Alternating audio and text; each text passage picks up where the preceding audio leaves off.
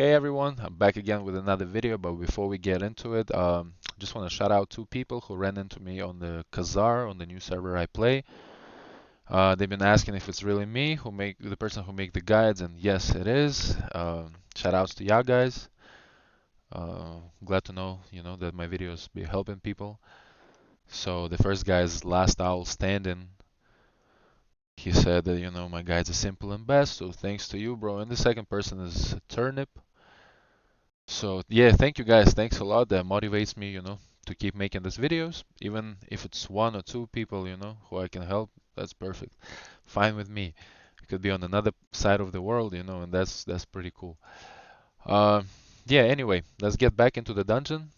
Today we got Death Abyss. Is the high level version of a level 20 or 25 level dungeon. Basically, there's a low level version of the same one, and it's exactly the same thing. It's just one extra mechanic in the high level dungeon on the final boss, and that's about it. But before we get to the final boss, let's talk about something else.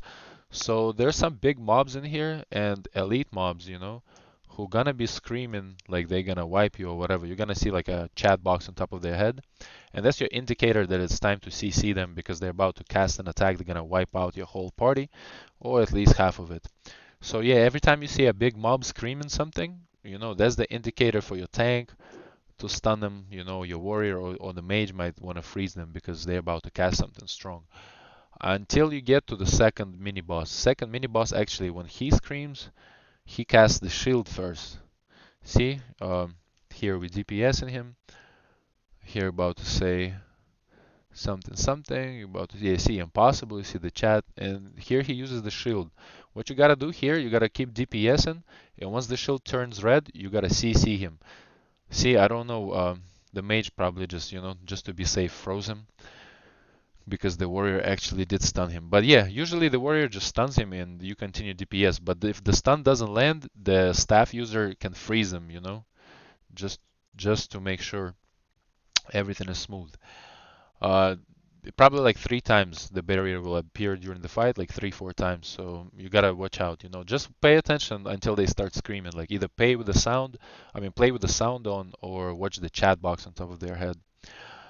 Okay, now the final boss. The final boss is easy. Um, about positioning. Hold on, let me slide back a little bit. Yeah, my frapses were a little bit messed up, guys. All this is from like 2, 3 weeks ago, and is really old. I haven't filmed dungeons because I've done them such a long time ago. Just never had time to make the videos. But anyway, positioning. So at the beginning of the fight, your tank will go behind of the boss. Then everybody else would be either close or just on a little bit, or a little range. And one archer, or like if you only have one archer, tell him to go far away in the back, a little bit further from the rest of the party members. Why? Because during the fight, the boss is gonna be teleporting on the person who's standing all the way in the back. So the last person who's all the way far in the back, during the fight, the boss will teleport to him and cast like an area attack. He's gonna cast an attack. They're gonna spread like this, and in the middle too. So what you gotta do when the boss teleports, if you are all the way in the back, the boss teleports on you, you have to run behind the boss. So you turn his attack. The boss gonna turn and cast attack away from the rest of party members. You will see on the video. But other than that, it's pretty easy. It's a big. Well, see here he teleports, casts. The person didn't turn there, but here you can see he did. Yeah, he gonna cast a couple Qs, a small Q that's gonna stun everybody. You just run away. You don't even have to press that. And then there's a big Q, which is easy. All you gotta do is block. And after the big Q, what's gonna happen is it's probably a couple area attacks again, and then the boss he marks a few members from your party, and he sends like a flying sword. It's not the sword how you call it, scythe in English. I think that's how you call it, like the weapon that the boss basically has, the death has. It's gonna be like a spinning thing, and it's gonna damage everybody in the area. So if you are marked, it means one of those things is gonna follow you. So what you gotta do is run away from the rest of the party members and just run around the thing so it doesn't damage you. See how this guy is doing?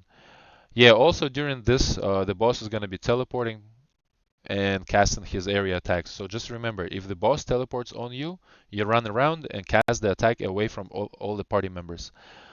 After after this swords, one of the party members will be targeted with a circle. It's like a little dome on top of y'all, and everybody gotta run inside. Remember, you gotta be close inside the circle every time. Then the boss is gonna cast a Q attack. It's really fast. You gotta time it very well.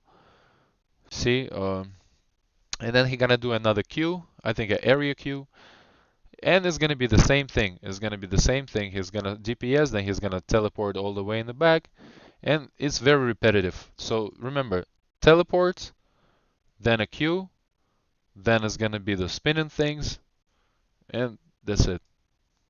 Oh, then yeah, I forgot about the dome. My bad. Then the dome. So teleports, the Q, then the spinning things, then the big circle that everybody got to run inside, and repeat again. So it's very easy, you know. All you gotta do, like nobody does. You don't even need like blue 9 to do this dungeon, guys. When we did it, I'm pretty sure some of our people had green weapons, still 6, maybe like blue 5s and 6, because the time we were doing this dungeon, we were all low level. It was like first week of the start, and we just were trying different, you know, learning the mechanics. Yeah, trying different things. Um, Recently, I went to the Orc Butcher dungeon and found the way that people doing it now that I didn't even know. So maybe I'll make an updated video on that. But anyway, yeah, it's very easy. You know, all you gotta do is just learn the mechanics. If you learn the patterns and you uh, know how to avoid taking damage, that's what's important. You gotta learn how to avoid taking damage. If you learn how to do that, then it shouldn't be a problem. Unless you like really like have a bad party like with everybody's bad geared, you know, and yeah, they're not using no buffs, no stellarites, no nothing, then maybe, you know, you're gonna run out of time and the boss will use berserk. But it shouldn't be, you know, it should be easy. Shouldn't be anything hard. Just learn the patterns, learn the mechanics. And that's it. I will try to update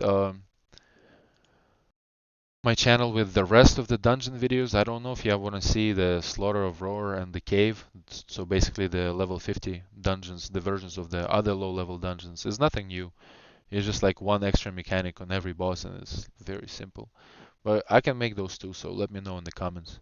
Put likes, you know, dislikes, let me know what you want to see in the comments. I'll make a review video soon. We're almost at 100 subscribers from TL, so thank you guys for that. Appreciate it a lot.